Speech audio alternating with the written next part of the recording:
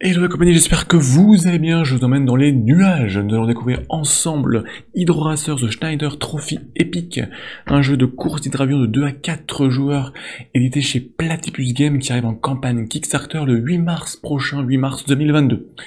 Platypus Games, on le connaît déjà pour avoir fait un certain nombre de jeux avec un thème historique, puisque c'est eux qui sont à l'origine de The Great Race, la grande course, et The Great Race 2 qui était passé en campagne de financement participatif et puis ensuite édité et distribué par Asmodée en France. C'était un jeu de course de voitures sur le continent africain, puis après l'Amérique du Sud et l'Asie, qui était suite sur les pas des grands explorateurs et de ces grandes courses de découverte. Cette fois-ci, on va partir en hydravion et on va voler à la suite donc de ces grands as du pilotage du début du XXe siècle dans le trophée Schneider. Le trophée Schneider a été créé par Monsieur Schneider, quelqu'un qui voulait promouvoir l'aéropostale et faire avancer les techniques d'aviation, qui a donc créé ce trophée en 1913 rassemblant la Grande-Bretagne, les États-Unis, la France et l'Italie. L'objectif c'était de rassembler ces 4 nations majeures une fois par an, puis une fois tous les 2 ans, lors de courses d'hydravion, de courses d'avion, et l'objectif était de remporter 3 années de suite ces courses pour gagner le trophée Schneider. Il y a eu beaucoup d'évolutions et de nouveautés technologiques qui ont été faites lors de ces vingtaines d'années, donc du début du XXe siècle, et pour l'histoire, c'est la Grande-Bretagne qui a remporté le trophée Schneider en 1931, donc elle avait remporté déjà les 2 précédentes courses, et en 1931, elle s'est présentée seule lors de l'édition de 1931, tout simplement parce que les États-Unis s'étaient retirés de la compétition. La France et l'Italie, eux, n'avaient pas réussi à développer et à mettre en point leur tout dernier avion, donc ils n'étaient pas prêts. La Grande-Bretagne seule s'est présentée et a donc facilement remporté la 3e course, et donc le synonyme du gain du trophée Schneider. Alors, est-ce que cette fois-ci, vous allez réussir à faire mentir l'histoire, ou est-ce que vous allez faire revivre l'histoire avec la Grande-Bretagne? Ça, c'est vous qui le direz. On a voilà, un grand plateau, on va découvrir ensemble ce jeu.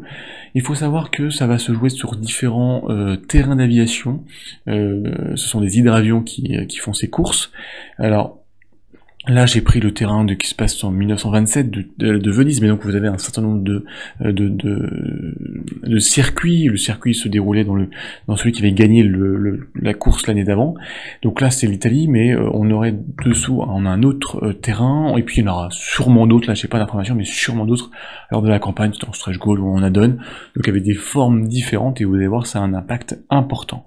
Chaque joueur donc va déjà prendre le volant, rentrer dans le cockpit d'un avion. Donc là, voilà, c'est un cockpit, il y a 2 types de cockpits. Alors, on va soit le jouer en mode basique, donc ça sera ce type de cockpit, où on a juste ici 4 fenêtres de danger, on va y revenir, ce sont les dégâts qu'on va prendre lors de la course. Si on arrive au 4e dégât, c'est le crash. Donc là, c'est la version de base. Là, c'est la version un petit peu plus développée, qui va être intéressante en mode campagne, où on va pouvoir suivre les 4 parties de notre avion, le système de refroidissement, le système de propulsion, le système des contrôles de vol, et puis ici les structures de l'appareil. Donc on va prendre des dégâts dans des différentes structures, qui va nous amener des malus, des pénalités lors de la course, jusqu'au crash. Et ces petites parties vont pouvoir être améliorées au fur et à mesure. Donc ici on commence avec un niveau 1, on va pouvoir passer à un niveau 2, 3, jusqu'au niveau 3. Voilà, donc ça va être lors de la phase de développement. On va y revenir. Donc là c'est pour les parties un peu plus velues, un peu plus poussées. Donc 2 types d'avions. Et puis bien sûr on va être un pilote. Donc là, j'ai pris le pilote américain, mais on a différents pilotes disponibles. Donc on a 4 de base, 4 nations, chacun venant avec une capacité particulière. Alors vous pouvez, et c'est conseillé en tout cas au début, de jouer l'avion américain avec le pilote américain, mais ensuite vous pouvez vraiment venir mixer ça, le pilote américain avec l'avion français, etc. On a bien sûr nos petits avions. Alors, nos avions ici qu'on retrouve, là, ce sont des impressions 3D, très simples. Vous le verrez dans la version finale du jeu. Les auteurs et l'éditeur veulent avoir des jeux qui soient au niveau, des avions qui soient au niveau en termes de qualité de X-Wing, par exemple, donc avec des socles qui vont pouvoir être inclinables pour donner vraiment cette sensation de vitesse et de rotation dans ce cercle, ou dans cette boucle plutôt. Donc voilà, donc là, on est sur version de base. Alors, comment est-ce qu'on va se dérouler? On va avoir la partie de course tout d'abord. La course, ça va se jouer en un tour de piste en partant de la ligne de départ ici. Donc les avions vont partir dans un certain ordre qui va être déterminé au début, mais après ça va pouvoir changer. Chaque joueur aura donc son avion, son deck de cartes, 10 cartes. Voilà, 10 cartes. Qui ont des cartes de déplacement, un petit peu comme dans Flamme Rouge, on va pouvoir se déplacer d'un certain nombre de cases, donc là on a des 10 cartes, donc de 1 à 10, on a tous le même deck, en tout cas pour la première course, ou la première partie. Une course va se dérouler en 3 manches. Chaque manche, c'est un tour de piste.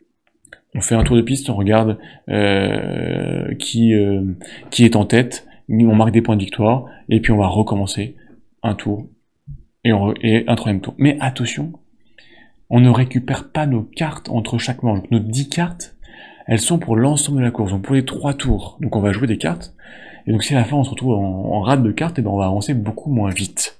Donc c'est une notion très importante à prendre en compte lors de la partie de course. Alors, on a un deck de cartes, on va piocher en fait, on va mélanger notre deck, et puis on va piocher 3 cartes. Ça va être notre main. Certaines capacités de pilote permettent d'avoir une carte supplémentaire ou de regarder ce qui va arriver. Mais chaque pilote a sa capacité. Et donc là, à son tour de jeu, donc en commençant par le premier avion jusqu'au dernier, on va jouer une carte. On va choisir une carte, donc vraiment là, c'est, je dirais, selon la puissance qu'on veut donner à notre avion. Donc vraiment, si c'est une carte qui a une valeur de 3, de 4 ou de 10. Voilà. Donc selon la puissance qu'on veut donner à notre avion, le nombre de cases auxquelles on va se déplacer, on va jouer une carte. Mais attention, il va y avoir des petites particularités. Déjà, le premier avion, celui qui est en tête de course lorsqu'on va jouer durant le tour, va subir un petit malus, il prend le vent de face. Donc déjà, il aura un malus qu'on va remarquer par ce petit token, qui veut dire qu'il va se déplacer d'une case en moins, alors que les avions qui se trouvent juste derrière un autre avion, eux, ont un effet d'aspiration, donc vont pouvoir avancer d'une case supplémentaire. Donc, attention, si par exemple il y a une case entre nous, par contre il n'y a pas d'aspiration, il faut vraiment être collé à l'avion qui nous précède.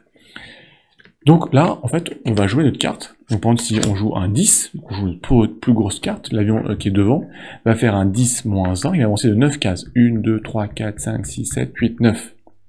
Voilà. Et ensuite, ça serait à l'autre avion avec son deck, donc là j'ai pris le même deck, donc il jouerait avec son deck, il aurait joué un 2 plus 1, il avancerait de 3 cases. Lui il avancerait de X cases, etc.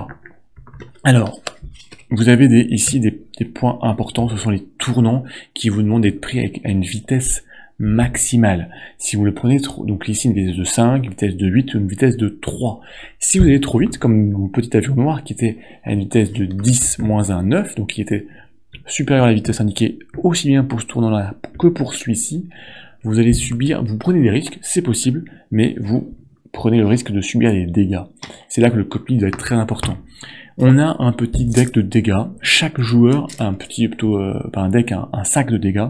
Chaque joueur a son propre deck, a son propre sac, individuel, dans lequel on va retrouver deux types de jetons. Des jetons jaunes et des jetons noirs. Voilà. Alors dans la version finale, les jetons jaunes seront translucides et vous allez voir, c'est important. Donc lorsqu'on passe à un tournant avec une vitesse qui est supérieure à la limite consignée, si je peux dire, et ben on vient piocher ici un petit jeton. Et donc il y a deux cas, soit se piocher un jeton noir, soit un jeton jaune. Si c'est un jeton jaune, allez on va prendre le jaune ou le noir. Si c'est un jeton noir, plus de peur que de mal, c'est un avertissement, voilà, vous sentez que la carlingue résonne, tremble, mais ça passe. Vous le mettez de côté. Si en revanche c'est un jeton jaune, ça passe pas, il y a des dégâts, vous venez le mettre dans votre cockpit. Voilà. Alors, si vous jouez en mode, je dirais, casual, familial, vous avez 3 avertissements. sans conséquence, mais vous les gardez durant toute la course, hein. Donc sans avertissement. En revanche, si vous venez ici recouvrir le dernier, c'est le crash. Votre avion se crash, il ne va pas finir cette manche-ci, et il va recommencer à la manche suivante, et vous serez classé dernier. Donc vous ne pourrez pas gagner des points de victoire, ni remporter des paris. On va y revenir. En revanche, si vous jouez avec la partie, je dirais cockpit amélioré, là, hop là. Dans ce cas-là, si vous jetez un jeton noir, vous le gardez et vous le mettez sur un des systèmes. Le premier, on sait de haut en bas, de gauche à droite, hein, sur un des systèmes, et vous le recouvrez sans conséquence. En revanche, si c'est un jeton jaune, la même chose, vous choisissez le système qui est touché, ils seront transparents. Donc, et c'est important de comprendre qu'ils sont transparents, parce que vous verrez à travers le symbole qu'il y a au fond. Et vous appliquez la conséquence du symbole qui est au fond. Alors, il y a plusieurs conséquences, ça peut être de vous faire avancer d'une case de moins systématiquement, comme ici le -1. Ça peut être que la vitesse autorisée, là, il faut passer même si vous êtes à la vitesse égale, donc même si vous passez à 5 ici, vous subissez vous devez piocher un jeton, et non pas que si vous êtes en vitesse supérieure. Ça peut être aussi des dégâts qui sont liés, c'est-à-dire que ici, le jeton, ici vous mettez un jeton jaune ici, et bien ça vous dit que vous devez piocher un autre jeton, que vous devez forcément mettre sur votre structure. Donc si c'est un autre jeton, ben voilà, ça vient vous recouvrir plus ou moins rapidement. Sachant que dès qu'il y a un jeton jaune qui recouvre une croix, de n'importe quel système, c'est le crash. C'est le crash. Alors, il faut savoir, et on verra dans la dernière phase de développement, ces petits inserts, là, le niveau 1, 2 ou 3, donc vous pouvez les améliorer. Donc au niveau 1, vous avez, je dirais, 2 dégâts possibles, le troisième, c'est le crash. En niveau 2, comme ici, le rouge, vous avez 3 niveaux avant que ce soit le crash. Et en niveau 3, comme ici, voilà, comme ici, et bien par contre là, il n'y a pas de crash, et par contre, vous avez des malus jusqu'au dernier. Pour ici, le dernier malus, c'est que vous prenez une carte en moins dans votre main, donc vous avez moins de possibilités de choix. Donc, voilà, vous allez prendre des jetons malus. Et il y a une autre façon de prendre des jetons malus, c'est si votre avion vient s'arrêter lorsque vous jouez sur la même case qu'un autre avion. Dans ce cas-là, vous allez le doubler. Automatiquement, parce qu'on peut pas être à 2 sur la même case, mais vous faites un dépassement dangereux, et pareil, vous piochez un jeton du sac. Et donc là, voilà, jeton jaune ou noir, avertissement ou dégâts. Donc on va faire comme ça le tour de jeu. Donc le premier joueur va pouvoir changer, il prendra son malus, celui-ci juste derrière il aura une aspiration, lui il est très loin, et donc comme ça on va avancer, tirer nos jetons, on va voir si ça se passe bien. Maintenant, à tout moment, un joueur peut décider de parier sur qui va gagner ce tour-ci.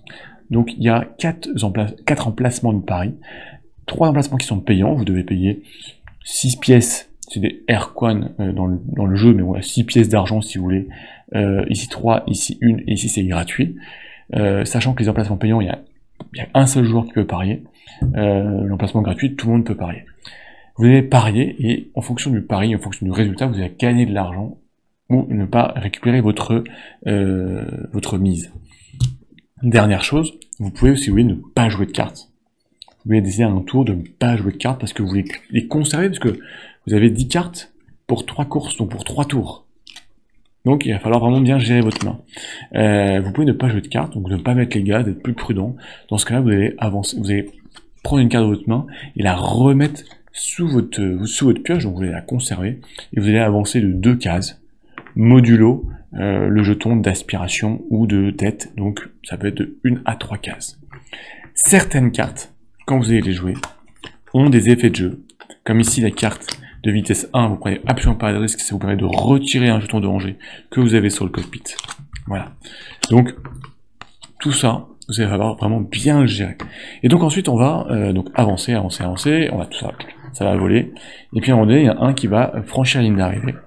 Peut-être que dans le même tour, l'autre va aussi franchir la ligne d'arrivée, et puis les autres avions ne seront pas arrivés du tout. On met fin à ce premier tour de piste, à cette première course. Et donc celui qui est arrivé le plus loin va marquer 10 points de victoire. Donc ici on a une échelle de points de victoire, le deuxième 5 points et 3 points de victoire. Et ensuite on va reprendre la partie, refaire un nouveau tour en se remettant dans le même ordre qu'à l'arrivée, mais aussi en conservant bien sûr nos dégâts, en conservant les cartes qu'on a en main, et donc au fur et à mesure notre main de cartes va diminuer fortement, et on va pas forcément avoir assez de cartes pour terminer, donc on va devoir patienter en passant pour avancer que 2 cases. Donc il faut vraiment jouer on a 10 cartes pour 3 tours, c'est pas forcément évident. Et puis on a ici la partie pari, bien sûr. Donc si les joueurs qui ont parié sur l'avion qui est bien arrivé en tête, ils vont doubler leur mise, plus 10 pièces de monnaie. Donc si vous avez parié sur le bon avion, l'avion rouge qui termine en premier, vous gagnez 6 x 2, 12 plus 10. Ça peut être gagner beaucoup d'or. Et par contre, si vous êtes loupé dans le pari, vous perdez votre mise, vous allez gagner quand même un petit peu d'argent si vous avez parié sur le deuxième. Si votre avion que vous avez parié était deuxième, vous gagnez un peu d'argent, 5 pièces et 3 pièces. Voilà, donc il y a un moyen quand même de gagner un petit peu d'argent. Et savoir l'argent va être très important pour une phase de développement qui est la deuxième phase du jeu. Alors, vous pouvez très bien jouer ce jeu uniquement sur une phase de course. Voilà, donc 3 tours de jeu. Donc on va simuler un petit tour. Donc on prend ici début de partie, on va prendre 2 avions, donc je prends 2 decks. C'est très rapide, très simple à jouer. On va prendre nos 2 avions qui sont ici. On va se mettre en mode facile. Tac tac. Donc c'est du proto, hein, c'est pour ça que tout ne tient pas très bien, il faut pas vous en vouloir. Donc là, si on commence la course, donc on a un deck pour l'avion noir à gauche, deck avion rouge à droite. L'avion rouge est en tête, il prend un malus de -1. Ceux qui sont derrière, ils vont prendre un bonus de +1. L'avion rouge va jouer, il va prendre une carte, on va dire tiens, on va jouer sur il va jouer un 8. Voilà. Il a 3 cartes en main, il va jouer sur un 8. Donc là, 8 moins 1, il fait 7. 1, 2, 3, 4, 5, 6, 7. Il passe à une vitesse de 7, c'est 8 maximal, pas de souci, la carte est défaussée, elle sera plus utilisée de cette course-ci. L'avion noir, lui il se dit, allez, j'ai envie d'avancer très vite, il avait ses 3 cartes en main, donc il joue un 9. Plus un 10. 1, 2, 3, 4, 5, 6, 7, 8, 9, 10. Il prend un très gros risque puisqu'il passe à 10 alors qu'il est à 8 et 5, donc il va devoir piocher. La carte est défaussée complètement et il va devoir piocher 2 jetons. Un pour ici, un pour ici. Il pioche un jeton d'alerte, noir, rien ne se passe, il le défausse. Un jeton de danger, il vient le mettre sur son deck. Les autres avions bougeraient aussi. Nouveau tour de piste. Et hop, eux on les simule. Nouveau tour de piste, et bien l'avion noir il est en tête cette fois-ci, il prend un malus. Là il n'a pas de bonus, puisqu'il est trop loin, lui aurait un bonus. On a toujours, on repioche pour avoir 3 cartes en main. L'avion rouge il va jouer un 7 par exemple. Et l'avion noir, lui il se dit, je suis devant, je vais temporiser, je préfère passer. Donc il prend une de ses cartes, il vient la mettre sous son deck, et donc il commence en avançant de 2 cases, -1, donc de 1 case. Il se dit, voilà, je suis tranquille. L'avion rouge, il joue un 7, 1, 2, 3, 4, 5, 6, 7. Il prend la tête, la carte par contre 7 est défaussée. Il est passé à une vitesse supérieure, donc il prend dans son petit jeton, sac, il pioche un jeton, c'est un jaune, il vient le mettre ici. Allez, on va essayer de terminer la course. L'avion noir, il se dit, donc là, il n'y a pas de... Lui, il a un malus, mais lui, il n'a pas de bonus.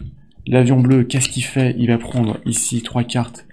Il va dire, moi, je veux terminer 1, 2, 3, 4, 5, 6, 7, 8, 9. Donc, il va jouer un 9. Donc, attention, là, le joueur, il aurait joué un 7, un 8, un 9. C'est-à-dire que les prochaines courses, il aura plus ses grosses cartes. Hein. Donc, c'est dangereux, quand même. Et l'autre, il va jouer, il dit, je suis trop loin, j'ai joué un 2. Voilà. Vraiment juste pour vous montrer. Donc là, il joue un 9, moins un 8. 1, 2, 3, 4, 5, 6, 7, 8. Donc en plus, il termine même pas, parce qu'il y avait le -1. Il tire un malus pour être passé à une vitesse bien trop supérieure. Un jeton de danger. Attention. Et l'autre, il avance de 2 cases. Voilà. Allez, dernier tour, donc voilà, ensuite il gagne, etc. Donc là, vous avez compris, on joue vraiment avec nos cartes. Donc là, nouvelle course. Donc là, on joue, le rouge, il prend 10 points de victoire, le noir, il prend 5 points de victoire. Si des joueurs ont parié, ils récupèrent leur mise, s'ils ont bien parié. Donc là, on vient recommencer la partie, un nouveau tour de piste, pardon. Et donc là, par contre, bah, on continue, mais le joueur bleu, par contre, eh ben, il a que ces cartes-là, le 8, 7, 9, et ils ont été joués, il ne les retrouvera plus, donc il va devoir faire encore 2 tours avec les autres cartes. Donc vous voyez, il a été très fort sur la première partie, mais ensuite ça va être compliqué. Et donc voilà, on va faire ces 3 tours, on va gagner les points de victoire, gagner les paris. Donc c'est très simple cette partie-là. On peut s'arrêter là. On peut vraiment s'arrêter là, dire voilà, bah, on a fait une course avec un circuit, on a eu des crashs, pas de crash, etc. Mais le jeu va prendre une grosse dimension, et offre cette dimension, c'est un choix, avec une phase de développement qui se joue sur un autre plateau. Donc je mets en place le plateau, et je vous explique comment on joue.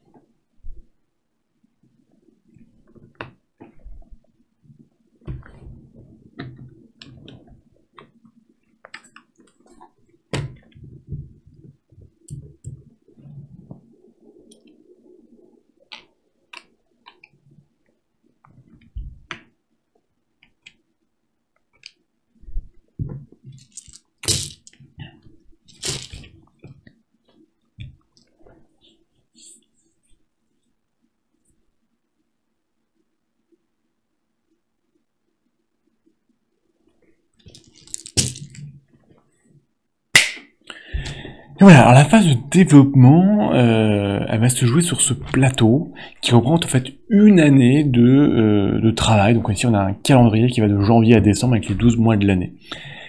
On a un gros sac dans lequel on va retrouver un certain nombre de jetons qu'on va tirer au sort. Alors il y a déjà 12 jetons blancs qui représentent les 12 mois de l'année en fait.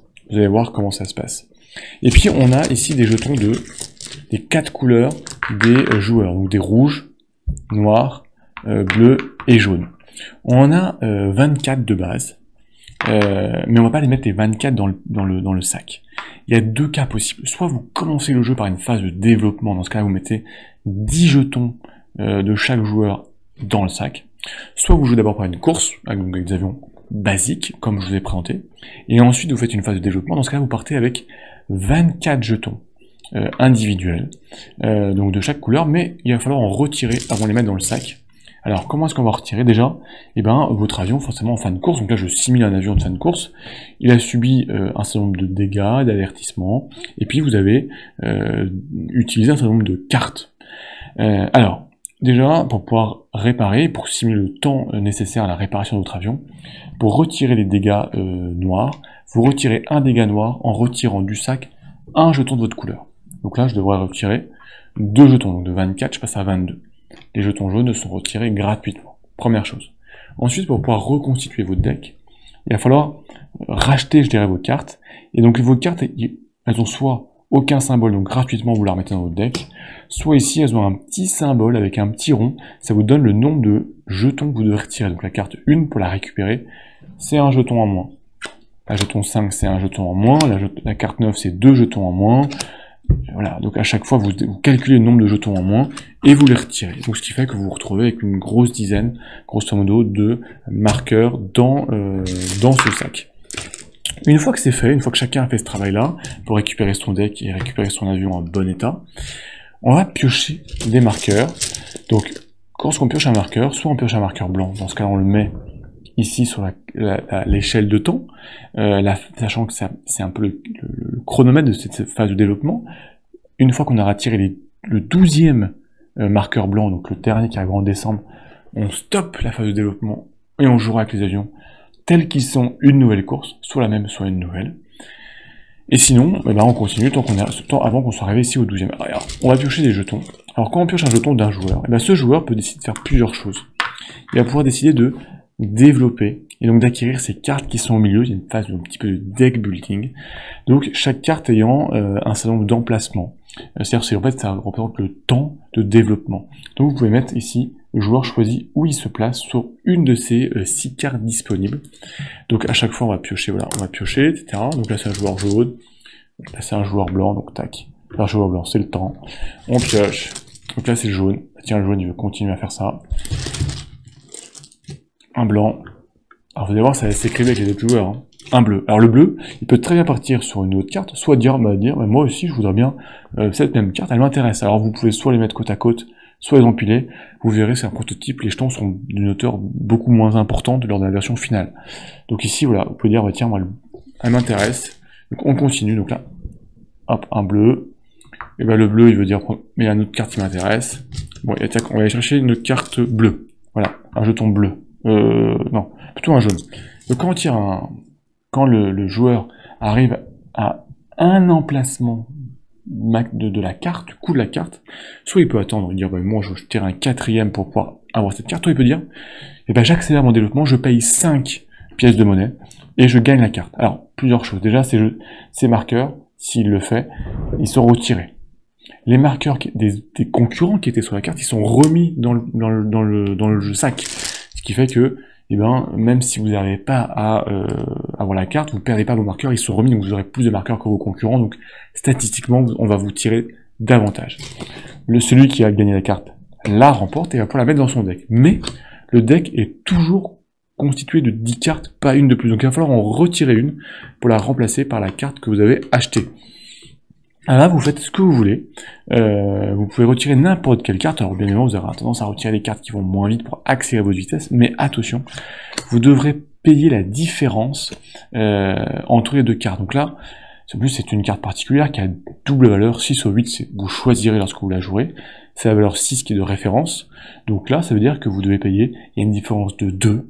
Donc vous payez 10 pièces d'argent par niveau de différence. Donc là, il y a 2 niveaux de différence entre 6 et 4. Donc, vous devez piocher, vous devez payer 20 pièces de monnaie pour pouvoir la mettre dans votre deck. Voilà. Sachant que ces cartes aussi ont bien sûr des capacités particulières que vous allez pouvoir jouer soit immédiatement au moment de la course. Ce sont des cartes noires, hein, certaines vous permettent de retirer des marqueurs de dégâts ou d'avancer plus rapidement, etc. Ou certaines comme les jaunes, elles vous offrent un bonus immédiat. Et c'est là où on vient améliorer notre avion. Les cartes jaunes permettent d'augmenter le niveau de votre avion. Donc ici, le symbole de structure. Donc là, si vous étiez au niveau 4, au niveau 2 par exemple, si vous avez réussi à acquérir cette carte, elle n'est pas rajoutée à votre deck, c'est pas une carte de mouvement, c'est une carte d'amélioration d'avion. Vous allez la défausser. Et par contre, vous passez au niveau 3. Voilà. Donc, il y a des capacités à encaisser plus de dégâts avec des malus, mais vous crachez pas. Si vous jouez en mode, je dirais, simple, comme ici, vous gardez la carte à côté de vous, et vous pouvez mettre un jeton danger en plus dessus avant de vous cracher. Donc, ça permet de repousser le temps où vous allez vous cracher.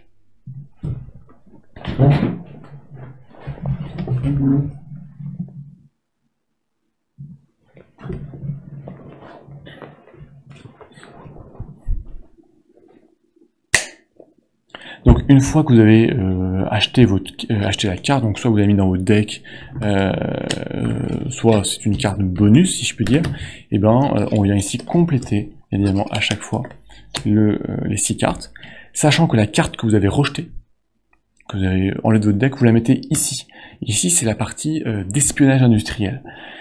Vous allez pouvoir les récupérer, vous allez pouvoir récupérer des cartes adverses, puisque donc on continue de piocher, donc là c'est le joueur rouge. Tiens, il va se mettre là. Après, c'est le joueur jaune. Qu'est-ce qu'on a pioché? Le joueur noir. Bah tiens, le joueur noir, il peut se mettre ici. Et donc là, il va pouvoir choisir n'importe quelle carte qui se trouve sur cette colonne.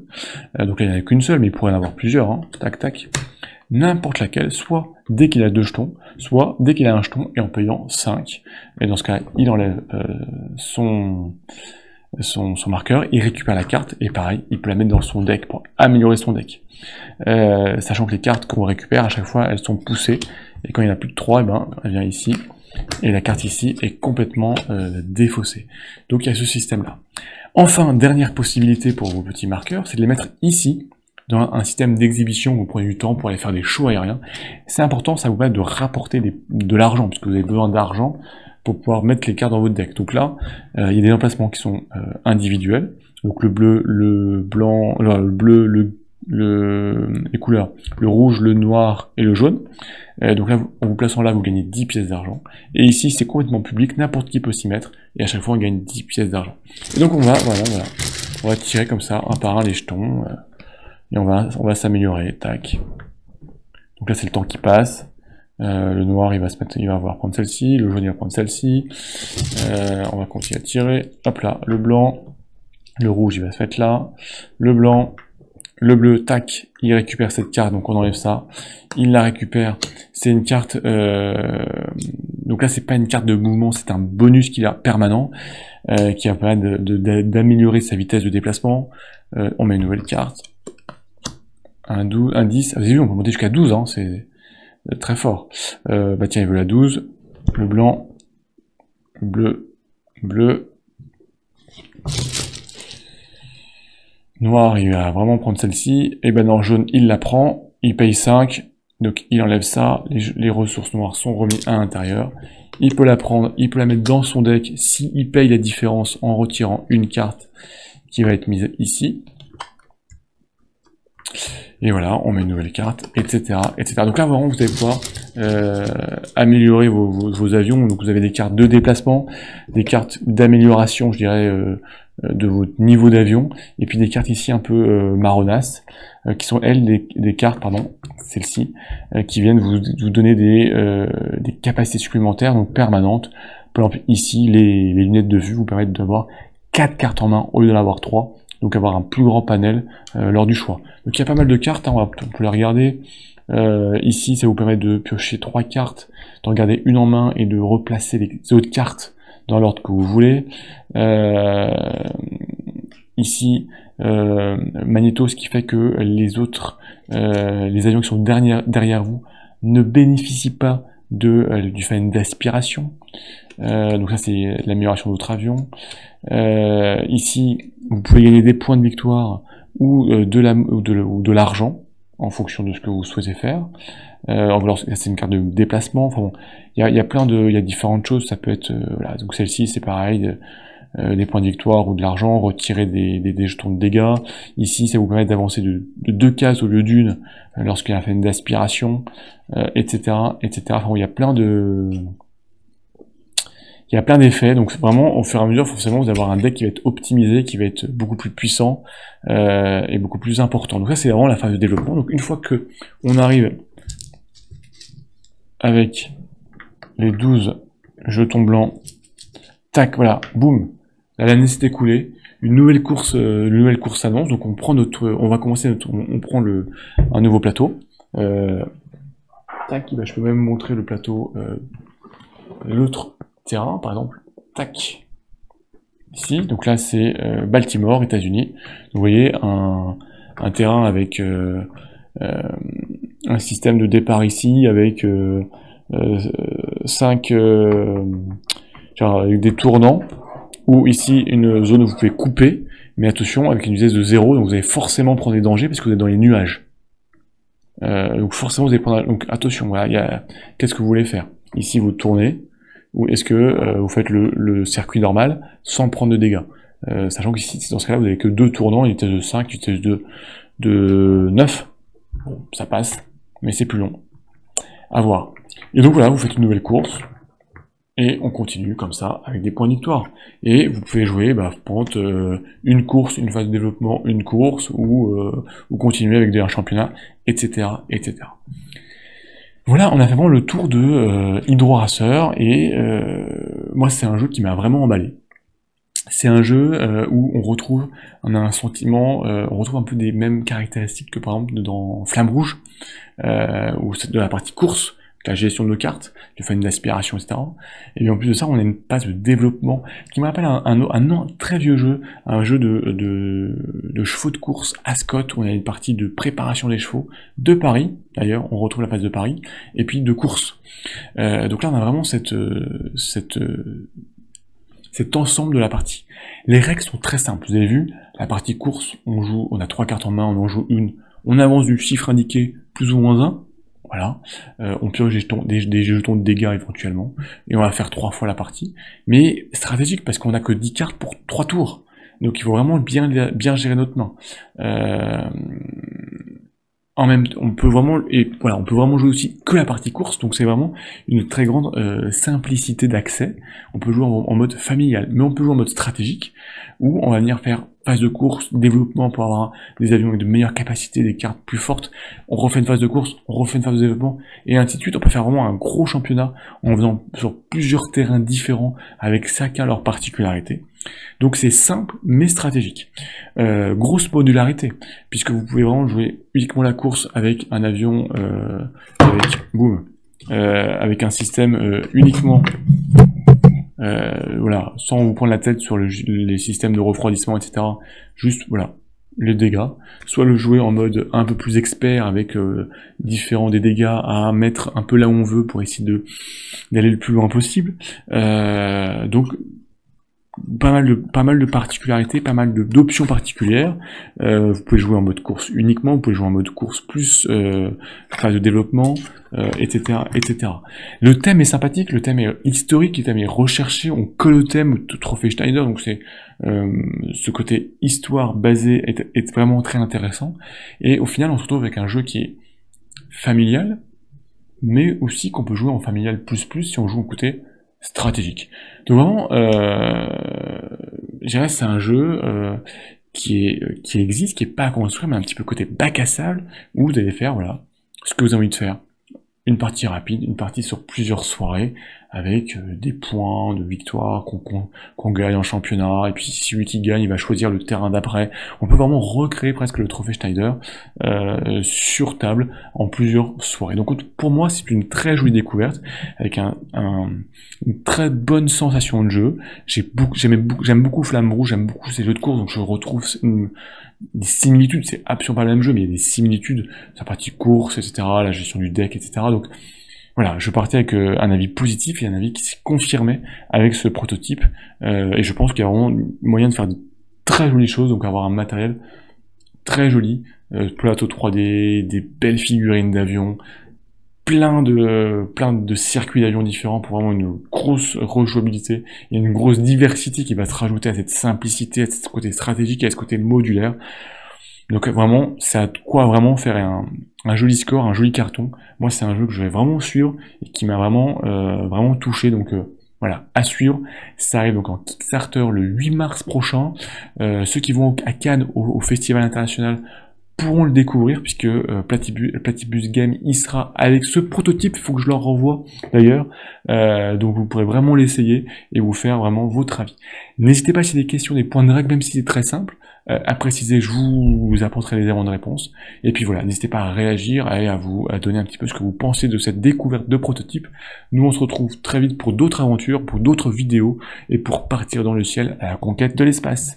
Ciao les people.